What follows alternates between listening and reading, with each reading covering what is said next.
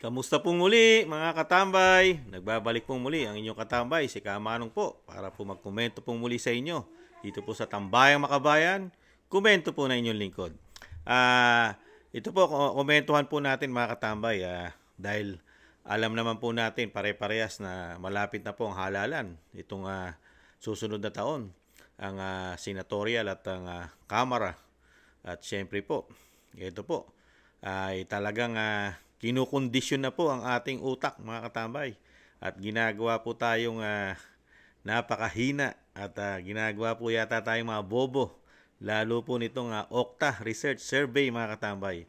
Nag-survey po sila ng 1,200 at gusto po nilang palabasin na maniniwala po tayo doon sa mga sinurvey nila dahil dito po sa sinabi po nilang papasok pong muli para po manalo at maglingkod di umano sa ating bayan mga katambay. Mina-mindset na po ang ating isip mga katambay na sila at tama ang kanilang survey mga katambay. Hindi na ganyan ang mga Pilipino ngayon, di ba? Tayong mga Pilipino, lalo si Kamanong, ang tinitingnan ay performance, trabaho. Ano ang ginawang trabaho nitong politiko na ito sa bansa? Napakinabangan po ba ng taong bayan ang ginawa nila? O nangurakot lang sila? O nagkamal lang di umano na isang damukal na salapi? Di ba? Isip-isip po tayo. Ito, pakinggan po natin yung ginawa po ng Okta na akala po'y maniniwala po ang mga Pilipino dito sa kanilang survey. Pakinggan po natin. Inilabas ng Okta Research ang resulta ng Senatorial Preference Survey para sa ikatlong quarter ng 2024. Ating saksihan. Ayon sa Okta, kasama sa mga may statistical chance na pumasok sa top 12, sina Congressman Erwin Tulfo, mamamahayag na si Ben Tulfo, dating Senate President Tito Soto, Senador Bongo, dating Senador Panfilo Lacson, mga kasalukuyang senador na sina Bong Revilla Jr., Pia Cayetano at Francis Tolentino, dating Senador Manny Pacquiao, Senadora Amy Marcos, Senador Lito Lapid, dating Pangulong Rodrigo Duterte, Senador Bato de la Rosa, DILG Secretary Benhur Abalos at Doc Willie Ong. 42 pangalan ang kabilang sa listahan, kasama ang ilang kasalukuyan at dating mambabatas at LGU officials. Pati mga dating miyembro ng gabinete, sundalo at ilan pang personalidad. 1,200 Pilipinong edad 18 pataas na lumahok sa survey na isinagawa noong August 28 hanggang September 2 at may error margin na plus-minus 3%.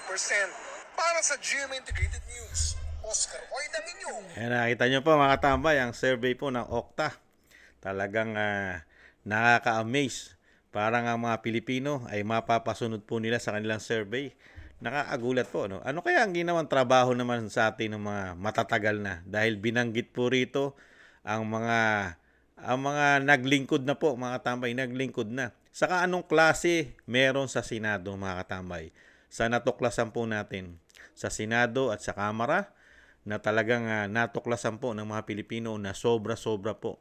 Ayon na rin po ito sa dating Pangulong Duterte at kay Vice President Sara Duterte na nagkakamal po ng limpak-limpak na salapi itong dalawang institusyon na ito. Itong dalawang institusyon na halos hindi mo makita kung magkano ang mga budget nito mga tambay. Dahil sila lang po gumagawa halos ng budget nila. Walang public po ito.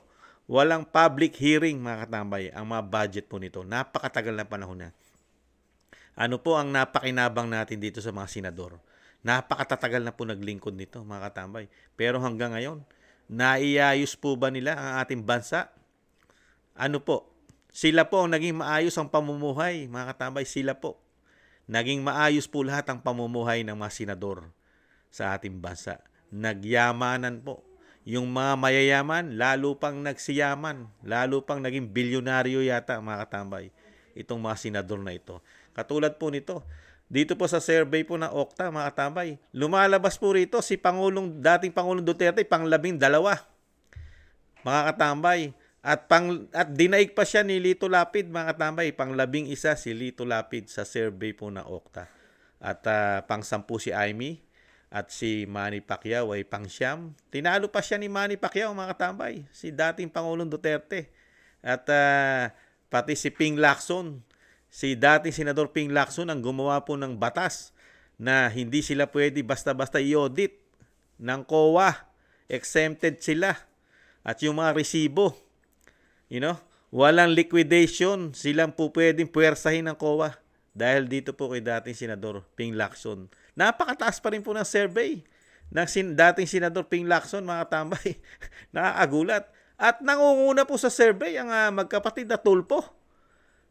Pambihira. Anong klaseng bansa ang meron tayo, mga tambay? Ganito po ba magbabangon sa ating bansa? Yung mga ganitong politiko, katulad po nito, si Tito Sotto po. Tumanda na po ito sa pagiging politiko. Tumanda na po, mga katambay. Umunlad ba ang Pilipinas? Gumanda ba ang bansang Pilipinas sa mga senador na ito? Komento lang na inyong lingkod. Nagtagalan na po ito. Katulad po nito, si Bong Revilla, mga katambay. Bong Revilla. Ano po ang nagawa sa bansa nito, mga katambay, maliban sa nagsasayaw? At sinasabing gandang lalaki lang ang puhunan. At ganun din po si Senador Lito Lapid, mga katambay. Dahil sinasabing pinuno, napamunuan po ba ang bansa? Umasenso ba ang bansa? Dumami po ba ang trabaho sa ating bansa? Nakatulong po ba sila sa ekonomiya ng bansa? Nagbabaan po ba ang gastusin ng ating mga kababayan dito sa mga senador na ito? Nakagawa po ba sila ng tama batas para sa may hirap, lalo sa mga manggagawa? Naitaas ba nila? Naging batas ba na tumaas ang sweldo ng mga manggagawa rito sa mga politikong ito? Sa taas ng bilihin ng ating bansa, sa taas ng ating mga bayarin sa kuryente, tubig at telepono o cellphone, naitaas man lang ba nila ang sweldo ng mamamayan, lalo ng mga manggagawa? Itong mga senador na ito, na nagsitanda na rito sa ating gobyerno ito. Nagsitanda na, mga katambay. Kasama po dyan, si Amy Marcos. Ang nakabudol sa mga Duterte, mga katambay, pasok sa Okta survey, mga katambay. Pasok ang mga nakabudol sa Duterte. Ayon na rin to kay BP Sara, mga katambay. Pati si Abalos, mga katambay. Pasok. Nakakagulat po, mga katambay. Biruin nyo, Erwin Tulfo, nangunguna. Ben Tulfo, pangalawa. Tito Sotto, Ping Lacson, Bong Revilla, panglima. Pia Cayetano, at Francis Tolentino. Manny Pacquiao, Amy Marcos, Lito Lapid, at pang-12, si dating Pangulong Duterte. Hiyang-hiya naman tayo rito, mga katambay, sa mga nag-survey. Hiyang-hiya tayo. Ano ang mga nagawa nito ikumpara mo kay dating Pangulong Duterte? Ano ang maipagmamalaki nito, mga katambay? Itong mga senador na ito, na mas matagal na nungkulan ito. Samantalang si dating Pangulong Duterte, 6 na taon lang. Pero nakita mo ang pagbabago ng 6 na taon ng bansa. Pero dito, nagsitanda na itong mga ito. Mga katambay, mag-isip-isip po tayo, mga kababayan. Ito pong mga senador na ito ay nagsitanda na rito. At nakita po natin at nalaman natin ang ginagawa po nila sa 2 institusyon na ito. Kung paano po sila, magmando, lalo sa Kamara, magdagdag bawas ng pondo ng bansa, mga katambay. Grabe. At hindi po alam ng mga Pilipino kung paano po nila ginagastos ang kanilang pondo. Wala po tayong nakikitang mga audit dyan, mga resibo sa 2 institusyon na yan. At hindi natin alam kung gaano kalalaki ang pondo niyan. Lalo ang kanilang mga extraordinary, confidential fund, diba? Travel fund, at kung ano-ano pang fund, mga katambay, na meron sila. At hindi rin natin alam mga proyekto nito. Ang mga proyekto po nitong mga senador, hindi natin alam kung gaano rin kalalaki ang pondo nito bawat opisina. At nagyayamanan, mga katambay. Pero mga Pilipino, naghihirap. Karamihan ng mga Pilipino, napakahirap. Pero pagka naging politiko at senador, magiging bilyonaryo ka at milyonaryo. Komento na inyong lingkod, mga katambay. Nakakalungkot lang po. Katulad po nito, napakatatagal na sa politika. Ilang termino na. Pero ganito pa rin ang nakikita natin sa ating bansa. Wala pa rin progresibo. Ngayon, magbabalik na naman sila, mga katambay. Ito po, mga nanungkulan na po ito. Nanungkulan na po ito. Si Tito Sotto. Yan. si Ping Lacson, Bong Revilla, Pia Cayetano, Francis Tolentino, lalo si Amy Marcos, at Lito Lapid. Mga nanungkulan na ito, mga katambay. Ano ang naging performance nito mga nanungkulan na ito, mga katambay? Ano? Tanungin ko po kayo. Ano po ang ginawa nila? Halos hindi lang po isang termino yan, mga katambay. Yung iba dyan, 2 termino. 12 taon. Maganda po ba ang nangyari sa ating bansa? Nakatulong po ba itong mga senador na ito? Tapos meron pa silang sikreto. May sikreto pa yung institusyon nila na masyado silang spoiled. Masyado pong sikreto ang kanilang pera. Ang pera ng taxpayer na hinahawakan nila, sikreto. Napaka-spoiled. Hindi po binabago ito.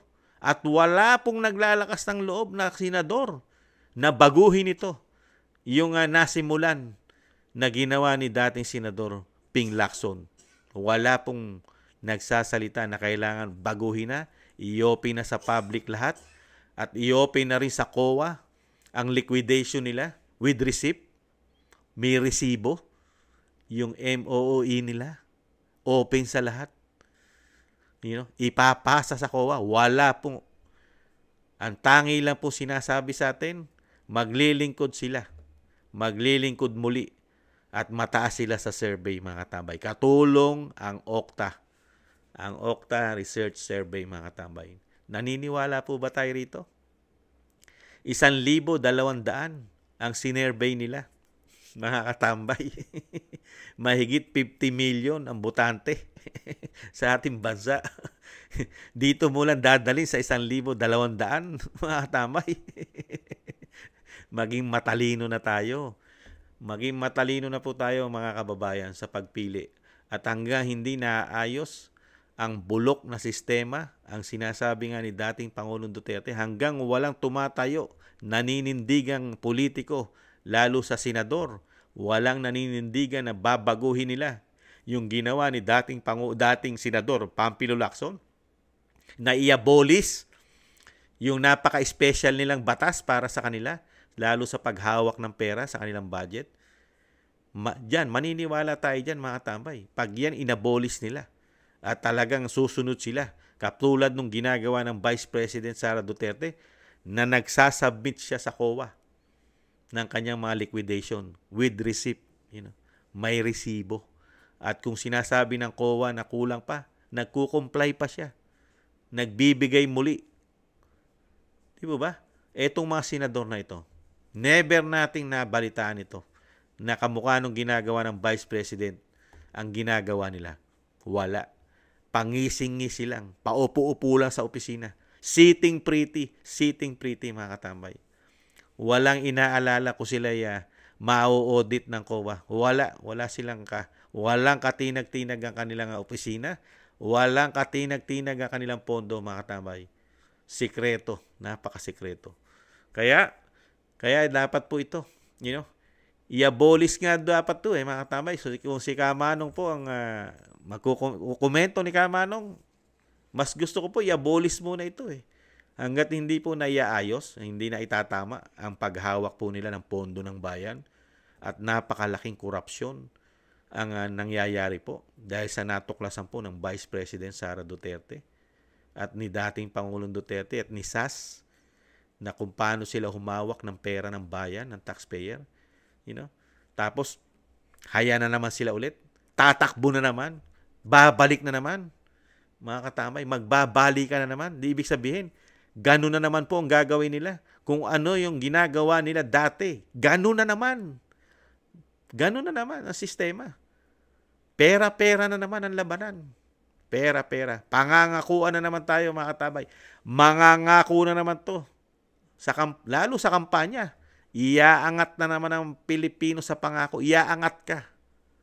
Puro pangako. Pero pag naupo na, isang damukal na pako na ang mapagkikita mo. Wala ng political to.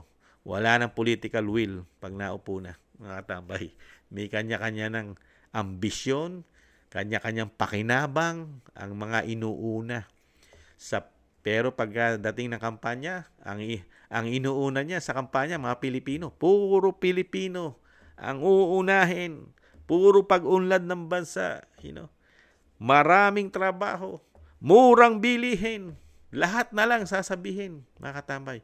Pati health system, pati ang kalidad ng pamumuhay ng Pilipino iangat, di ba? Pati edukasyon, di ba? Aayusin. Isang damukal na nakarang halalan, naayos ba? Nada. Di ba, mga tambay? Kaya kung ang susundin lang natin at paniniwalaan ng mga survey, wala na po kapag-pag-asa ang matinong politiko.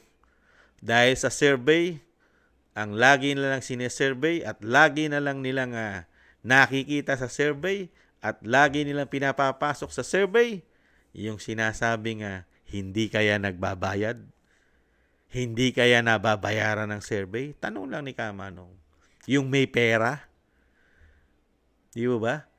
Pero tayo, matalino na tayo, mga tambay, at talinuhan pa natin. Matalino na tayo, doblehin pa natin hanggang triple, hanggang 4 na doble ang talinong gawin natin ngayon, mga katambay. Dito sa mga politiko na ito, pag-aralan natin, mga katambay, kung anong klaseng mga politiko ito. Nagdaan na po ito. Nanungkulan na po ito. Naglingkod na po ito sa atin, mga katambay. Yung sinasabi nga natin, mga naglingkod na ito. Kahit nung mga panahon na yon na sila'y nanungkulan at bumabalik na naman, tingnan din natin ang kanilang mga nagawa. Katulad po nito. Ano po ang credential ni Erwin Tulfo, mga katambay? Erwin Tulfo, isang congressman ito na laging kasama ni Tambaloslos di umano. At si Ben Tulfo, mga katambay, isang broadcaster. At sasabak sa Senado at nangunguna pa. Si Tito Soto, mga katambay, tumanda na sa Senado. Si Bongo, anin pa natin si Bongo, di ba? Dahil maraming programa ito na may mga malasakit po ito, malasakit center na napapakinabangan ng gobyerno, ng mga Pilipino. Di ba? Yung kanyang programa. Pero yung iba, alamin din natin ang mga programa ng iba. Di ba?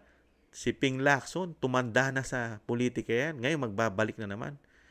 No? Ano kaya gagawin niya? Gano'n na naman ulit? O dadagdagan pa yung security na paghawak nila ng pera? Hindi kaya? Si Bong Revilla, mga katambay. Bong Revilla.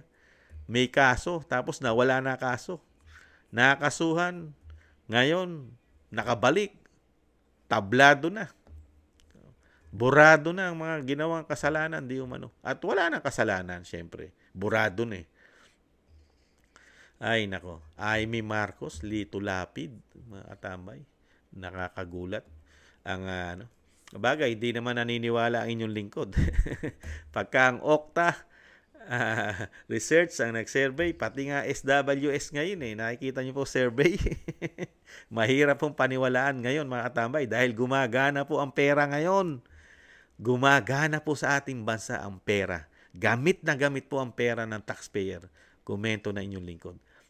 Nabubusalan po yata lahat. Lahat. Gamit na gamit ang pera ng bansa. Di ba? Pati ang media, pati ang mainstream media, mga katambay.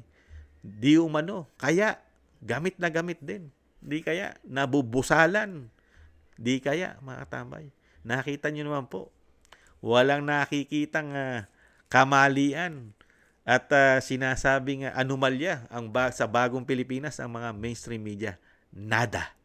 Wala. Kaya magugulat ka Napakalinis ng panunungkulan ng bagong Pilipinas, mga katambay. Walang anomalya.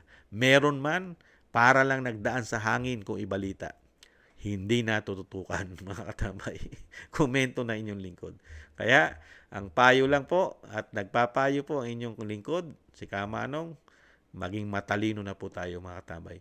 Talinuhan na po natin. Huwag po tayo basta-basta magpapadala sa mga survey, lalo na dyan sa Okta, na nakikita natin kung paano po sila di umano yata nabubusalan o nababayaran. At ganun na rin yata di umano ang SWS, mga katambay. Mukhang katulad na rin ng Okta ang SWS, mga katambay. Sino pa kaya ang tatayo dyan?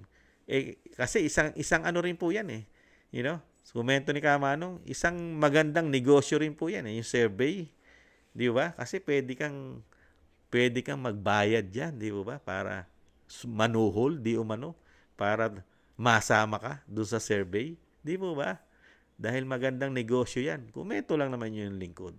Komento lang na inyong lingkod na po pwedeng negosyo ang survey. Di po ba? Hindi naman po masama magkomento at hindi rin po masama magtanong, mga katambay.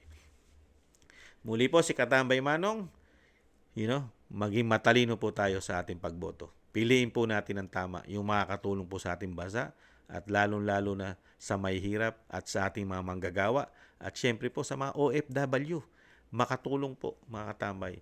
Muli po, maraming salamat po sa mga naagusto po na ating maliit na channel, Tambayang Makabayan, sa YouTube at TikTok. At sa mga nagla-like, share, and subscribe, at sa mga nagko-comment, syempre, maraming salamat po, mga katambay. At hindi po kayo nagsasawa na samahan po ang ating maliit na channel.